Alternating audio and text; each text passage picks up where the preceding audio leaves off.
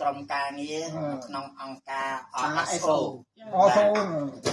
SO និយាយខ្មែរទៅ បានចូលរួមដើម្បីជួយឧបត្ថម្ភដល់លោកអុកម៉ៅដែលជាប្រជាសហគមន៍ជនជាតិដើមភាគតិចគួយដែលគាត់ថែរក្សាការពារបរិស្ថាននិងថែរក្សាការពារព្រៃឡង់បាទត្រូវបាន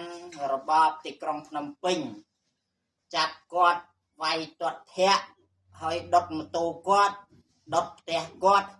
ចាប់គាត់ដាក់គុកឥឡូវដោយសារតែមានអន្តរជាតិនិងជាតិប្រតិកម្មច្រើនគេដោះលែងមកវិញប៉ុន្តែគាត់នៅជាប់បណ្ដឹង15ករណីទៀតបាទដោយសារតែគាត់ការពារបរិស្ថាននិយាយការពិតបកអាក្រាតអំពីអំពើពុករលួយនៅក្នុងមន្ត្រីបរិស្ថានអញ្ចឹងសូមអរគុណដល់ក្រុមការងារក្នុងអង្គការនេះឲ្យជួបពុទ្ធពរទាំង4ប្រការគឺអាយុវណ្ណៈសុខៈនិងពលៈកំបីគ្លៀងគ្លាតឡើយបាទសូមអរព្រះគុណនិងអរគុណ